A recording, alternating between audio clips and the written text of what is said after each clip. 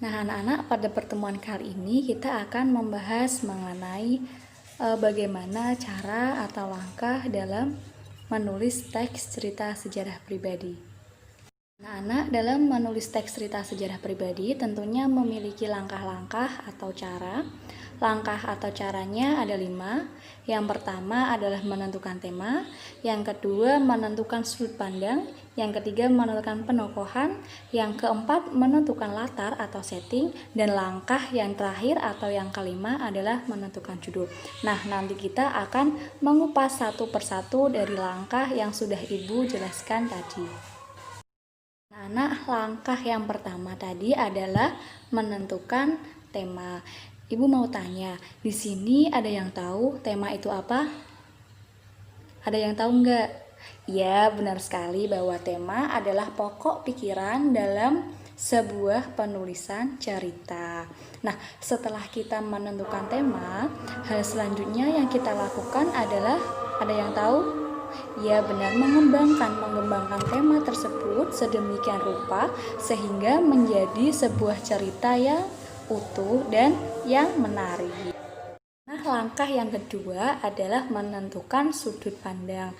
Misalnya ada yang tanya, Bu, menentukan sudut pandang itu seperti apa? Jadi gini anak-anak, menentukan sudut pandang adalah cara penulis menulis sebuah cerita. Jadi si penulis itu menginginkan dirinya dalam sebuah ceritanya itu seperti apa. Nah, biasanya dalam menulis teks cerita sejarah pribadi menggunakan sudut pandang orang pertama. Di sini ada yang tahu sudut pandang orang pertama itu apa saja? Tahu nggak? Nggak tahu. Nah, jadi sudut pandang orang pertama, misalnya saya, aku, seperti itu ya anak-anak. Apakah dipahami penjelasan dari Ibu? Ya. Anak, langkah yang ketiga dalam menulis teks cerita sejarah pribadi adalah menentukan penokohan. Maksud dari menentukan penokohan adalah penggambaran tokoh dalam sebuah cerita. Nah, di sini ada dua metode anak-anak. Yang pertama metode analitik dan yang kedua adalah metode dramatik. Di sini ada yang tahu metode analitik dan dramatik itu seperti apa? Ya, bahwa metode analitik biasa disebut dengan metode secara langsung dan metode dramatik adalah metode secara tidak langsung. Bu, maksudnya metode langsung dan tidak langsung itu seperti apa? Jadi metode langsung adalah dalam sebuah ceritanya si penulis langsung menjelaskan, misalnya saya adalah si periang, suka menabung dan suka menolong, seperti itu. Sedangkan metode dramatik itu biasanya si penulis mendeskripsikan terlebih dahulu. Nah, pembaca biasanya baru bisa menentukan bahwa penokohan dalam teks cerita sejarah pribadi itu seperti ini. Anak-anak, langkah yang keempat adalah menentukan latar dan setting. Nah, menentukan latar dan setting ini adalah kunci sebuah cerita yang bagus dan menarik.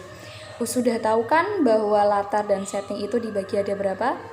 Ya, benar, ada 3. Yang pertama latar waktu, yang kedua latar tempat, dan yang ketiga ada latar suasana.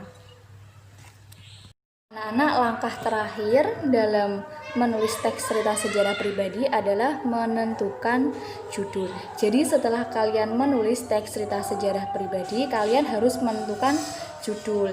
Buatlah judul yang pendek, namun dari kalimat pendek tersebut dapat mencakup isi cerita dari teks cerita sejarah yang sudah kalian buat.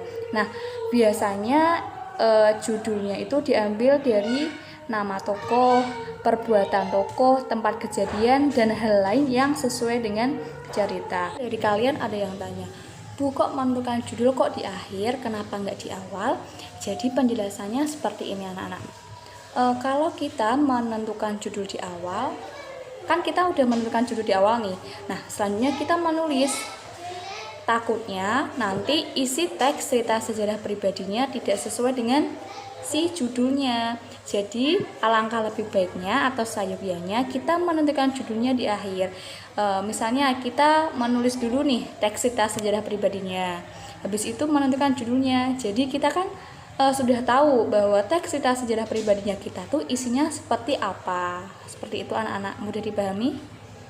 Anak-anak, jadi itu pemaparan mengenai langkah dalam membuat teks cerita sejarah pribadi. Terima kasih, semoga bermanfaat dan jangan sampai dilupakan penjelasan dari Ibu. Wassalamualaikum warahmatullahi wabarakatuh.